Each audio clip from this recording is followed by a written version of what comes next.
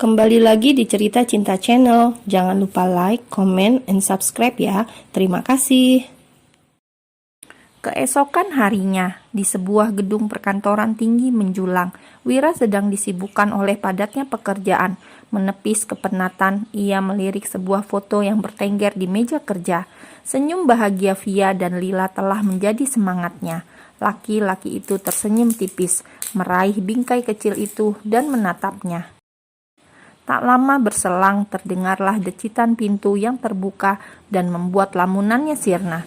Wira menoleh ke depan sana untuk melihat siapa yang berani masuk ke ruangannya tanpa mengetuk pintu terlebih dahulu.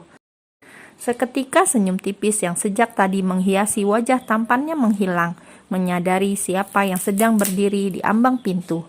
Ia menghela nafas panjang, lalu meletakkan kembali bingkai foto itu ke meja. "Siapa yang mengizinkanmu masuk kemari?" tanya Wira ketus. Untuk pertama kalinya, Sera benar-benar merasakan tatapan tak bersahabat Wira padanya. Wanita itu segera mendekat dan berdiri di sisi kursi di mana mantan suaminya itu sedang duduk. "Wira, aku mau membicarakan sesuatu," ucap Sera melembutkan suaranya. Wira memutar bola mata pertanda malas. Ia bahkan enggan menatap wanita yang pernah mengisi hatinya itu. "Aku tidak ada waktu untuk bicara denganmu, jadi pergilah." Terkejut mendengar nada bicara Wira yang kembali ketus, Sera hanya mampu menahan air mata. Dulu ia merasakan betul betapa Wira sangat lembut memperlakukannya. Walaupun cinta Wira tak pernah ia balas, namun Wira tetap menghujaninya dengan cinta. Tangannya terulur, hendak menyentuh bahu laki-laki itu, namun dengan cepat Wira menepisnya. "Jangan sentuh aku." "Wira, aku tahu aku salah dan aku menyesal. Apa kau benar-benar sudah melupakanku? Aku sudah menyadari kesalahanku." Bukannya menjawab, Wira malah melayangkan tatapan tajam pada mantan istrinya itu. "Jadi kau kemari hanya untuk membicarakan itu?" "Wira, Apa kau sudah lupa? Kau yang memutuskan untuk pergi. Kau bahkan tega membuang anakmu sendiri. Dan sekarang kau datang padaku meminta kesempatan. Apa kau sudah tidak waras?" Wira berdiri dari duduknya dan hendak melangkah. Namun dengan cepat Sera menabrakkan tubuhnya dan menyandarkan kepalanya di dada Wira. Sungguh di luar dugaan Sera. Wira tega mendorongnya hingga terjatuh ke sofa. Sesuatu yang tidak pernah terbayangkan sebelumnya oleh wanita itu. "Kau pikir siapa dirimu? Kau bukan siapa-siapa lagi bagiku." Sera mengusap air matanya yang berjatuhan, lalu berdiri dari duduknya. "Wira, aku mohon dengarkan aku dulu. Via tidak sebaik yang kau pikirkan. Dia hanya seorang..." "Jangan coba-coba menjelekkan istriku di hadapanku," bentaknya membuat Sera menunduk. "Sekarang keluar, atau aku akan minta petugas keamanan menyeretmu." Ancaman Wira benar-benar membuat Sera tidak berkutik. Tidak ingin semakin malu, wanita itu akhirnya memilih keluar dari ruangan Wira bersamaan dengan Ivan yang juga baru datang. Ivan bahkan tidak percaya jika wanita yang baru saja keluar dari ruangan Wira adalah Sera. "Wira, bukankah itu Sera?" tanyanya. "Iya, itu memang Sera." "Dia datang menemuimu, ajaib sekali." Ivan duduk di kursi berhadapan dengan Wira. "Tapi dari mana dia tahu kau bekerja di tempatku?" "Aku tidak tahu," ucap Wira tak peduli. Selepas meninggalkan perusahaan tempat Wira bekerja, Sera akhirnya memutuskan menemui Tuan Gunawan. Dalam hatinya masih ada keyakinan jika mantan ayah mertuanya itu masih sangat menyayanginya. Dan benar, Tuan Gunawan menyambutnya dengan sangat baik. Di sela-sela kesibukannya membuat kepercayaan diri wanita itu semakin meningkat. "Ada apa, Sera? Apa kau butuh sesuatu?" tanya Tuan Gunawan dengan ramah. "Ayah, kapan aku akan menjalani pemeriksaan? Aku ingin segera tahu hasilnya." "Besok pagi kita akan ke rumah sakit dan melakukan tes," jawabnya. "Iya, Ayah." Pria paruh-baya itu kembali terfokus pada pekerjaannya, sehingga mau tidak mau Sera mengutarakan maksud kedatangannya ke perusahaan milik mantan ayah mertuanya itu.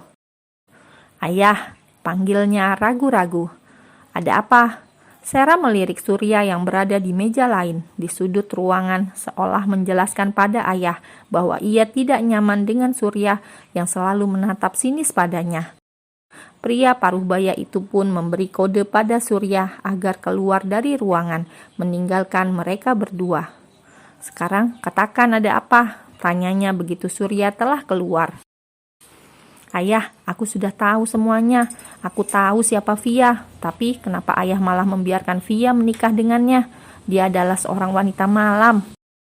Seketika raut wajah Tuan Gunawan berubah mendengar ucapan Sarah. "Siapa yang mengatakan padamu bahwa menantuku adalah wanita seperti itu?" Mendengar pertanyaan bernada ketus itu, Sarah menunduk malu.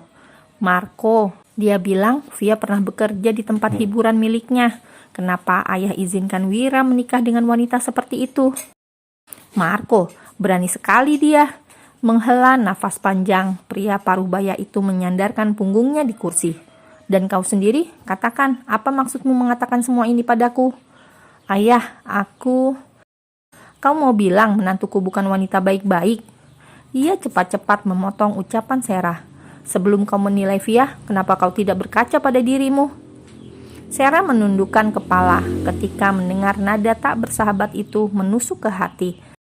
Pertahanan yang susah payah dibangun oleh Sarah akhirnya runtuh juga. Wanita itu menjatuhkan air matanya. "Aku tahu aku salah dan aku menyesal, tapi aku ibu kandung Lila, bukan Via. Aku juga berhak memiliki Lila." "Cukup, katakan terus terang apa yang kau inginkan." Sarah mengusap air matanya, kemudian memberanikan diri menatap pria paruh baya di depannya. "Tidak bisakah Wira memberiku kesempatan?" "Sarah, aku memang mengatakan kau boleh meminta apapun dariku, asal kau mau menolong Lila. Tapi bukan hal seperti ini. Kau sendiri yang sudah meninggalkan suami dan membuang anakmu. Bagaimana kau berpikir masih ada kesempatan untukmu? Lihat, sekarang kau datang padaku, membawa penilaianmu tentang moral Via. Apa ini?" "Ayah, tolong. Aku tahu apa maksudmu datang kemari. Kalau kau tidak mau menjadi pendonor untuk Lila, tidak apa-apa. Itu hakmu. Tapi Wira tidak akan pernah meninggalkan Via." Tidak ada lagi yang dapat Sarah katakan. Wanita itu hanya dapat menunduk malu. Sedangkan Tuan Gunawan segera menghubungi seseorang melalui ponselnya.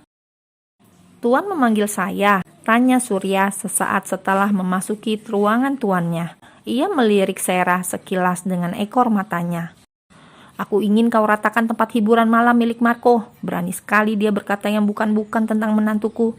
Titah pria paruh baya itu membuat Sarah memelototkan matanya. "Baik Tuan, akan saya kerjakan secepatnya.